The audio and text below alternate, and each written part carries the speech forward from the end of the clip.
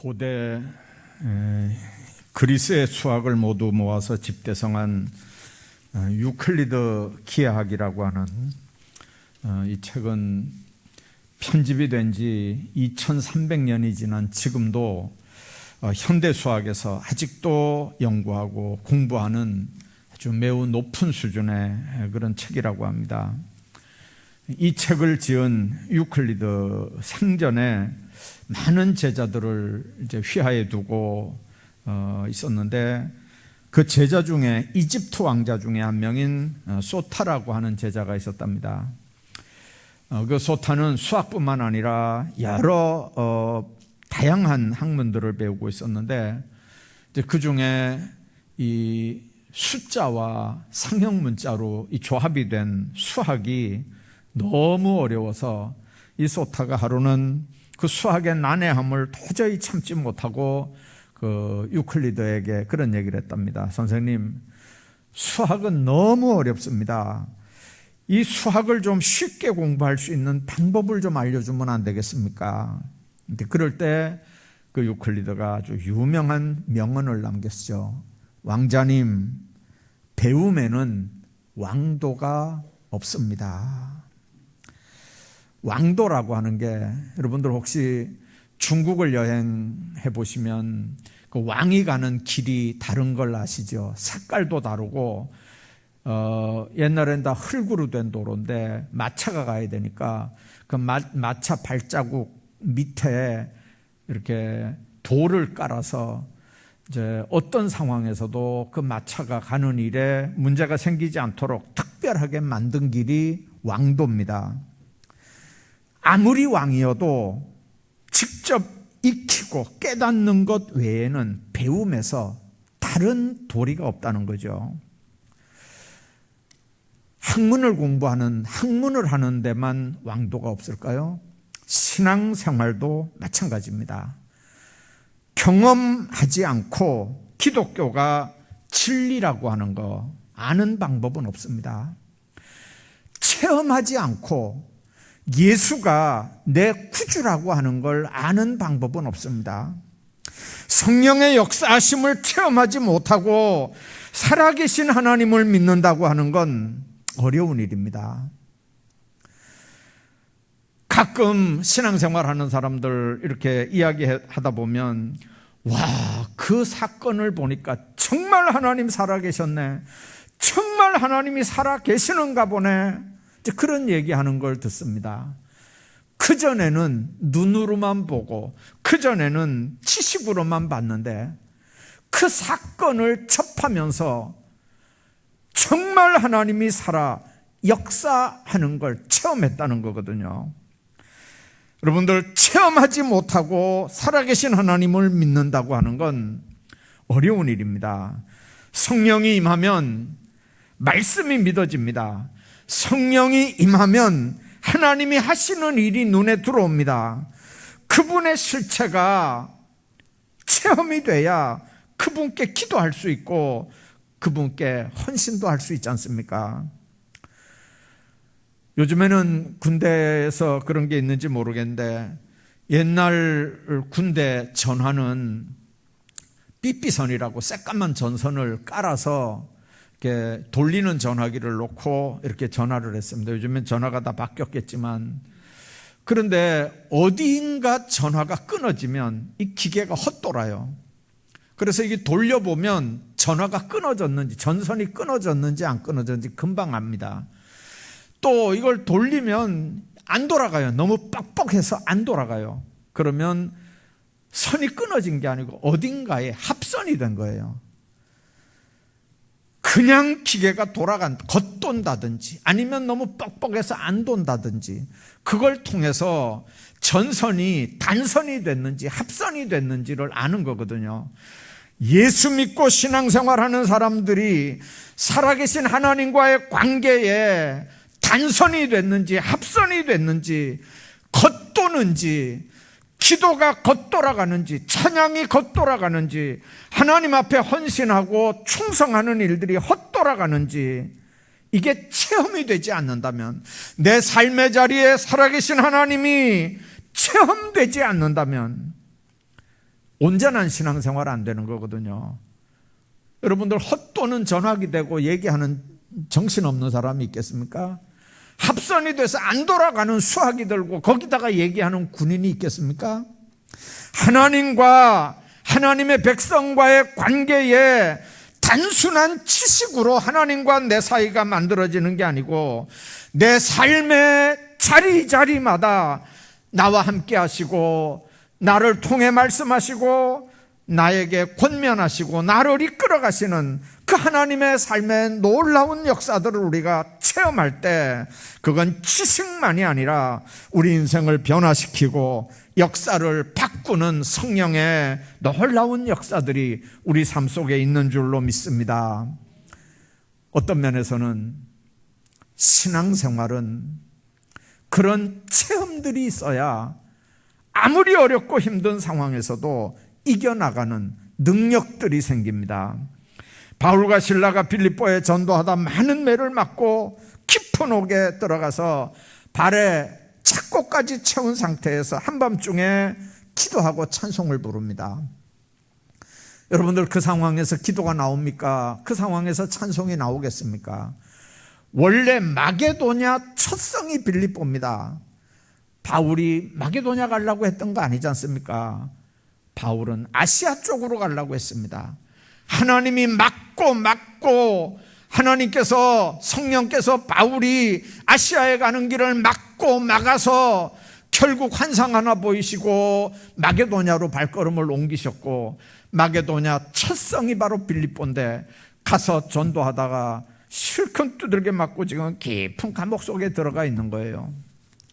우리 같으면 아무리 하나님의 일이지만 아무리 주의 복음을 증거하러 다니는 사람이지만 그 깊은 감옥 속에서 얼마나 원망과 불평이 나오겠습니까? 그런데 거기서 찬송을 부릅니다. 죄인 중에 괴수 같은 자신을 들어서 복음 전도자로 쓰신 하나님, 이 모진 고난, 이 핍박 속에도 이 어려움 속에서도 자신을 들어 쓰신 하나님 앞에 감사하며 찬양하는 겁니다. 얼마나 그게 감사했는지요. 간수들도 그 찬양하는 소리를 다 듣고 있었습니다. 그때 지진이 나고 옥토가 흔들리더니 문이 열리고 모든 사람의 매인 것이 다 벗어졌다고 그랬습니다.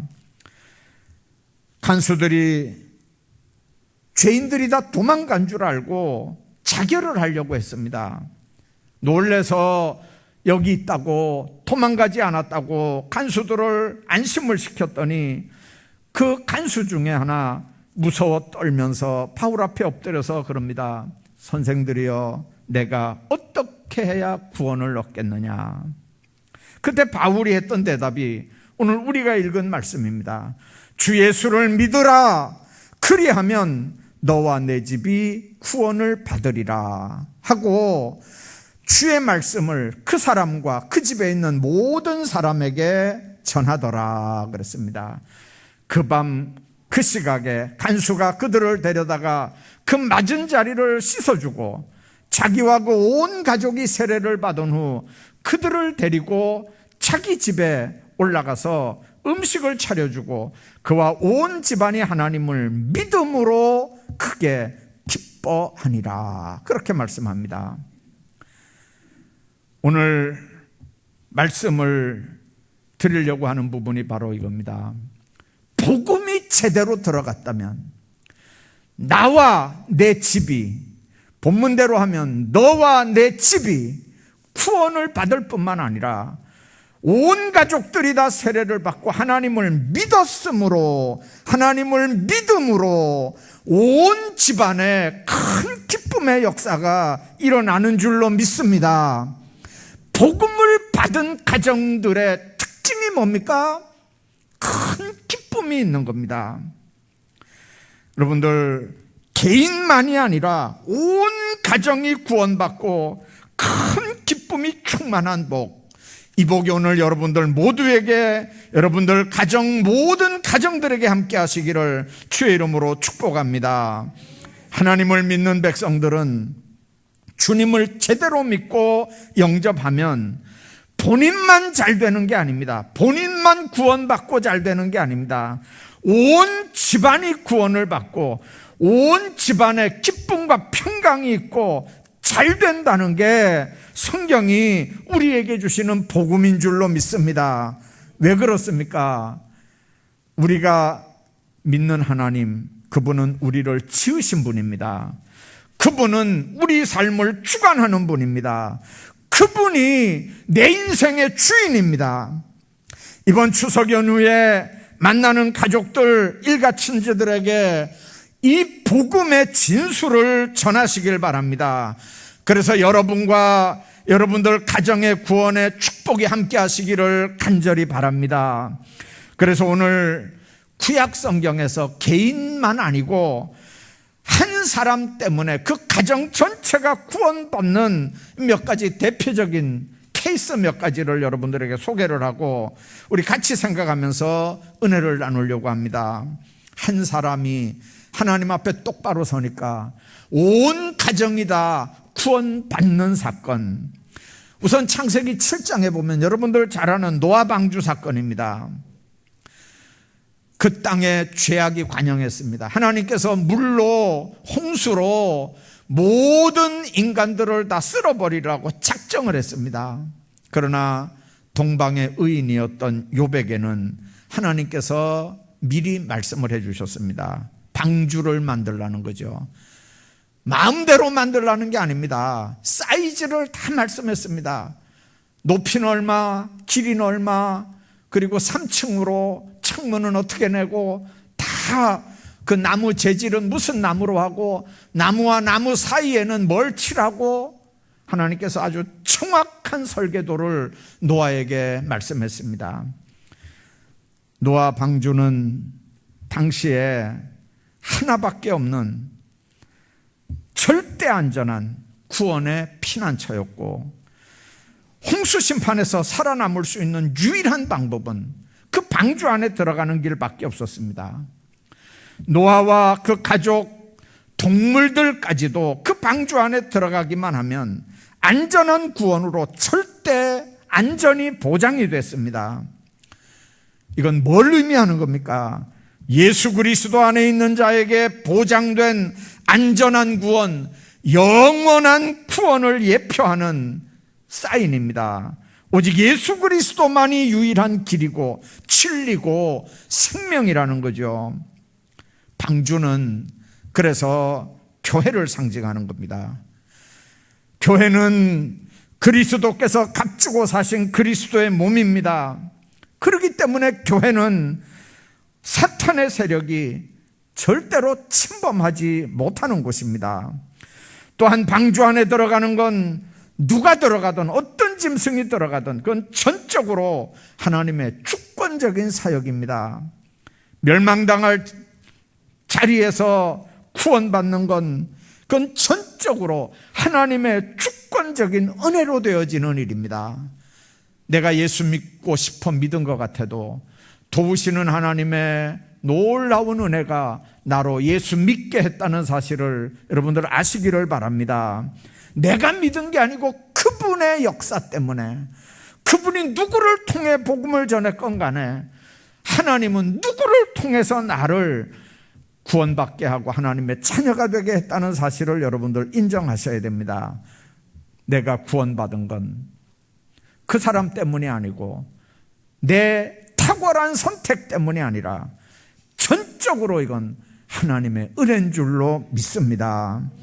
창세기 7장을 보면 노아와 그 가족들이 방주에 들어간 후에 문을 닫고 7일 후에 홍수가 땅에 시작이 됐다 그랬습니다. 7일이라고 하는 게 뭘까요? 하나님께서 그때 사람들에게 주신 최후의 기회입니다. 누구나 방주에 들어올 수 있는 최후의 안전한 기회를 주셨음을 의미합니다. 누구든지 노아가 외친 홍수 심판 메시지를 듣고 방주 안에 들어왔으면 땀 흘려 방주 짓지 않았다 할지라도, 그러나 방주 안에만 들어왔으면 부끄럽거나 말거나 사는 역사가 있었을 겁니다. 노아가 하나님의 명령을 따라 방주에 들어갈 때까지만 해도 홍수의 징조는 전혀 없었습니다. 날은 여전히 맑아 있고 해는 쨍쨍 내리 쬐을 거고 밤의 별도 총총했을 겁니다. 사람들은 입을 모아서 홍수 심판을 외친 노아를 정신이상자처럼 아마 비웃으며 조롱했을 겁니다. 그러나 오직 노아의 8 식구만은 믿음으로 하나님의 말씀에 순종을 했습니다. 방주를 아까 교회의 모형이라고 얘기를 했습니다. 방주 안에는 짐승 냄새도 있을 거고 짐승들이 왔다 갔다 하니까 요란하기도 했을 거고 거기에 무슨 자유함이 있었겠습니까만, 그러나 방주 안에는 기쁨과 안식과 생명과 평안이 보장되는 곳이었습니다. 많은 사람들은 그렇게 얘기합니다. 교회가 너무 시끄럽다. 교회가 너무 요란하다. 교회 안에 별별 일들이 다 일어난다. 그게 무슨 교회냐. 그래서 교회 안에 안 들어오면 교회 밖에서 구원받을까요? 노아의 방주 안과 밖이 확실하게 구별되는 건 홍수가 시작되면서부터 구분됩니다. 방주의 뚜껑이 닫혀지니까 그때부터 방주 안과 밖은 완전히 상황이 달라지는 거죠. 지금도 교회와 세상은 분명히 구분된 곳입니다. 방주 안에 들어간 노아 가족들은 다 구원받았던 것처럼 구원의 방주인 교회에 들어오면 사는 길이 열리는 줄로 믿습니다. 주 예수를 믿으라. 그리하면 너와 내 집이 구원을 받으리라. 우리 모두가 이번 명절에 나와 나의 가족들이 한 사람도 빠짐없이 다 예수 믿고 구원받는 자리에 나아갈 수 있기를 주의 이름으로 축복합니다. 그 한 사람이 오늘 여러분들이 되시길 바라고, 여러분들 때문에 여러분들 가족이 구원받는 축복의 역사들이 이번 명절에 있기를 간절히 바랍니다. 두 번째는 출애굽기 12장에 나오는 문설주에 양피를 칠한 사건입니다. 애굽에서 종로를 한 지 430년이 되는 어느 날 하나님은 모세를 바로에게 보냈습니다. 하나님의 백성을 약속한 땅으로 이끌어내라고 바로 앞에 세우는 겁니다. 그런데 바로의 마음이 강팍해졌고 모세의 권고를 받아들이지 않다가 결국 10가지 재앙을 만나게 됩니다. 그 10번째 재앙이 우리가 아는 대로 장자 죽이는 재앙입니다. 그 장자 죽이는 재앙이 내리기 첫날 밤에 하나님이 시킨 대로 이스라엘 백성들은 어린 양을 잡고 양의 피를 출입하는 문설주와 임방에 발랐습니다. 심판하는 천사가 장자 죽이는 재앙을 내릴 때 그 피를 보고 넘어가도록 했습니다. 그래서 넘어갔다고 유월, 그런 절기를 지킨다고 유월절이라고 얘기를 했습니다.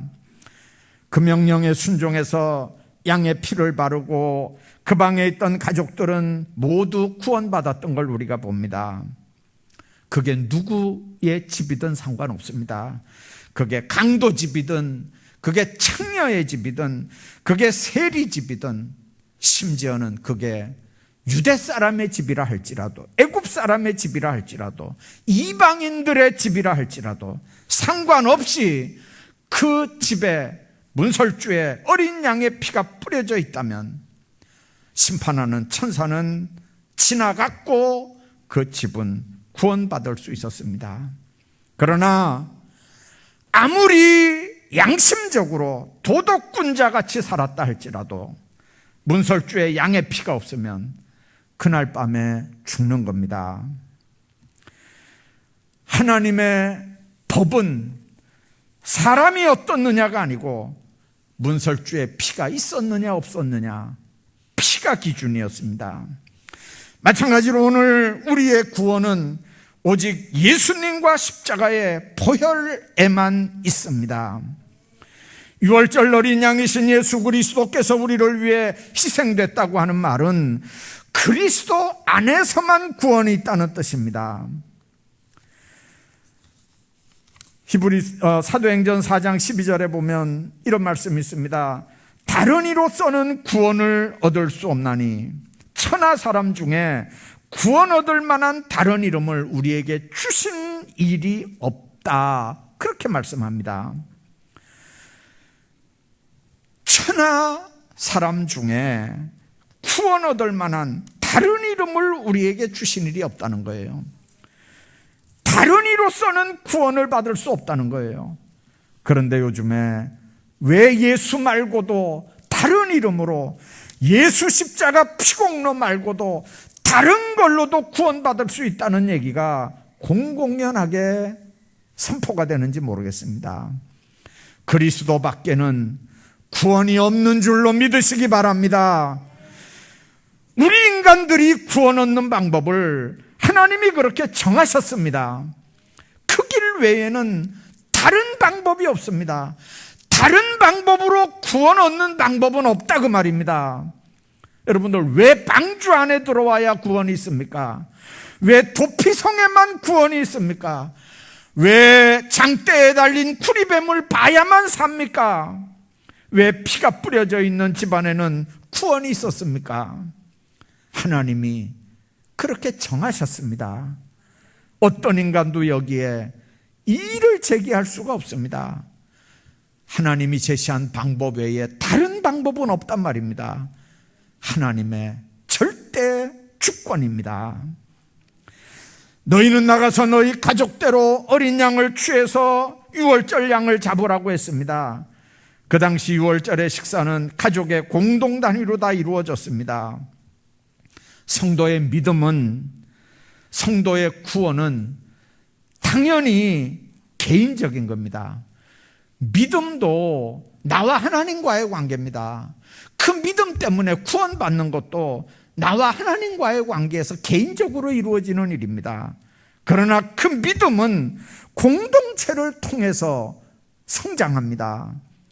가족 공동체 분위기가 은혜스러우면 거기 소속된 한 사람 한 사람의 신앙은 자연스럽게 성장을 합니다. 그렇지 못하면 가지고 있던 믿음, 개인이 물론 지키겠지만 더 이상 성장해 나갈 수는 없습니다. 어떤 종교개혁자가 그런 얘기를 했습니다. 활활 불이 타고 있는 그 불 속에서 아주 잘 불붙어 있는 숯덩이 하나를 불집게로 끌어냈습니다. 그리고 밖에 혼자 놔뒀습니다. 조금 있더니 안에 있는 그 화로에 있는 불들은 계속해서 활활 잘 타고 있는데 그 잘 타던 불 숯덩어리 하나는 끌어냈더니 시들시들해지더니 금방 숯덩어리로 변하더라는 거죠. 공동체라는 게 그런 겁니다. 가족 공동체가 믿음의 놀라운 분위기면 거기서 자라는 아이들, 행여나 거기 믿음 없는 가족들이라도 그 분위기 때문에 믿음이 생기고 믿음이 성장하는 줄로 믿습니다. 그러나 그 가족 공동체, 교회 공동체, 여러분들 어떤 공동체이든지 믿음의 분위기가 아니면 혼자 믿음 지키는 것도 어렵고 있는 믿음까지도 까먹을 수밖에 없는 상황이 됩니다. 하나님 안에서 우리가 기억해야 됩니다. 그리스도께서 흘리신 보혈만이 나와 내 집이 살 수 있는 유일한 길이라는 걸 우리가 알아야 합니다. 주님이 흘리신 보혈은 우리를 위해 흘리는 언약의 피였습니다. 주께서 흘리시니 거룩한 보혈만이 우리를 마귀의 사망 권세에서 구원할 수 있고 그 보혈만이 모든 불의와 죄에서 우리를 깨끗하게 하실 수 있는 줄 믿으시길 바랍니다. 이 피가 여러분들 가정에 듬뿍 칠해지기를 주의 이름으로 축원합니다. 뿐만 아니라 가족을 구원한 기생 라합의 사건을 통해서 우리가 생각해 봐야 될 일이 있습니다. 여호수아 2장에 보면 여호수아가 가나안 앞에 와서 가나안 지경의 첫 성인 여리고에 정탐꾼을 보냅니다. 그런데 정탐꾼이 그만 여리고성에 들어갔다 발각이 됐습니다. 급하니까 정탐꾼들이 기생 라합의 집에 숨어 들어갔습니다. 라합이 그 정탐꾼을 숨겼다가 살려 보내주면서 정탐꾼들과 기생 라합 간에 했던 약속의 내용이 뭐였습니까? 이스라엘 군대들이 가나안 땅 들어왔을 때, 여리고 들어왔을 때 창문에 붉은 줄을 내리라는 겁니다. 그리고 가족들을 다 너희 집에다 이렇게 불러 모으라는 거죠. 누구든지 내 집 문을 나서서 거리로 나가면, 그래서 죽임을 당하면 그 피가 너희들 머리로 돌아갈 거지만 우리는 허물이 없다. 그러나 누구든지 너와 함께 집에 있는 자에게 우리 중에 누가 손을 대서 만일 죽게 했다면 그 피가 우리 머리로 돌아올 거다. 아주 약속을 단단히 합니다. 라합은 정탐꾼들을 살려보내고 그 모든 약속을 철저하게 지킵니다. 이스라엘이 여리고를 들어올 때 언약대로 라합 집의 모든 식구들은 바로 구원을 얻게 됩니다. 그 사인이 뭐였습니까? 창문에 길게 드리워진 빨간 줄 때문에 그랬습니다. 라합 집 창문에 붉은 줄로 매인 건 뭘 의미합니까? 예수 그리스도의 십자가에서 흘리신 보혈을 의미합니다. 하나님의 은혜로 라합의 죄를 씻어서 정결케 함을 상징하는 겁니다. 라합의 집 창문에 붉은 줄을 매단 것 같이 예수 그리스도의 피는 하나님의 사랑이고 하나님의 보호고 우리 죄를 정결케 하는 사인입니다. 그렇기 때문에 붉은 줄이 들어와 있는 라합의 집 밖에는 구원이 없습니다. 기생집이거나 말거나 그 안에 들어오면 사는 역사가 있는 줄로 믿습니다. 왜 그렇습니까? 기생집 문에 드리워진 빨간 줄은 언약을 상징하는 겁니다. 구원을 얻고자 하는 자는 라합의 문을 열고 집 안으로 들어와야 삽니다. 붉은 줄이 들어워진 라합의 집에 함께 있는 자만 구원이 있습니다. 라합의 가족이나 아니냐, 그게 문제가 아닙니다. 라합이 기생이냐 아니냐, 그게 문제가 아닙니다. 그날 라합의 집에 있는 모든 사람이 구원받는 비밀은 정탐꾼과 했던 약속을 그대로 지켜서 문에 빨간 줄을 들이웠느냐 안 들이웠느냐, 빨간 줄이 들어워진 그 라합 집에 사람들이 일가친지들이 다 들어와 있었느냐 안 있었느냐, 열쇠는 바로 그거였습니다. 구원은 지식이나 혈통으로 되는 게 아닙니다. 주님이 피로 값주시고 사신 교회 안에 있다면, 예수 안에 있다면 누구든지 참된 구원이 있음을 성경은 가르치는 줄로 믿습니다. 라합의 집은 이 패여간 시대에 우리를 구원할 교회를 상징합니다. 교회는 라합 집과 같이 두려워하는 자들, 그러나 약속을 믿고 순종하는 자들에게는 새로운 힘과 소망을 주는 곳인 줄로 믿습니다.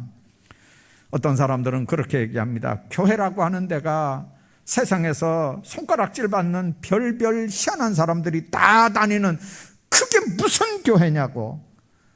그런데 여러분들, 그 사람 몰라서 그렇습니다. 교회는 의인은 한 명도 있을 필요가 없는 데가 교회입니다. 여기는 죄인들만 있는 데입니다. 그 죄인들이 예수님 흘려주신 십자가 보혈의 공로를 믿고 의롭다고 인정받고 그 은혜가 너무 감사해서 하나님 앞에 감사하고 찬양하고 영광 돌리는 자리가 교회고 성도들인 줄로 믿습니다.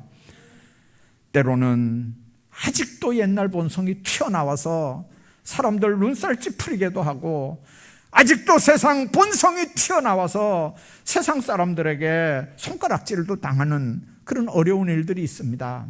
욕도 먹고 문제도 일으키는 그런 상황이 있지만, 그러나 분명한 건 이 안에 들어오면 살지만 밖에 밖에서 아무리 의롭다고 손가락질을 해도 밖에 있으면 죽는다고 하는 사실을 알아야 합니다. 교회는 하나님의 사랑과 보호와 축복이 있는 곳입니다. 라합은 가족을 구원해야 된다고 하는 사명감을 가지고 있었고, 그 사명감 때문에 청탕꾼들에게 약속을 받아내고야 합니다. 결국 기생 라합의 모든 식구들은 나중에 이스라엘의 굉장히 중요한 역할을 하는 한 부분이 됩니다. 여러분들, 마태복음 1장을 한번 찾기 좋으니까 한번 봅시다. 마태복음 1장을 한번 빨리 한번 찾아보십시오. 마태복음 1장 하면 예수님 족보가 나오는 데입니다. 5절을 한번 읽어보겠습니다. 마태복음 1장 5절입니다. 자, 못 찾으신 분은 화면을 보시고요. 같이 한번 읽어봅니다. 시작. 살몬은 라합에게서 보아스를 낳고, 보아스는 루색에서 오벳을 낳고, 오벳은 이새를 낳고, 이새는 다윗 왕을 낳으니라. 자, 그러면 이 라합이 나중에 살몬하고 결혼을 한 거잖아요. 그래서 낳은 게 보아스입니다. 보아스는 이방 여인 루색에서 누굴 낳습니까? 오벳을 낳습니다. 오벳은 다윗의 아버지 이새를 낳습니다. 이새가 다윗 왕을 낳았습니다. 자, 그러면 이 라합은 뭐가 되는 겁니까? 다윗 왕의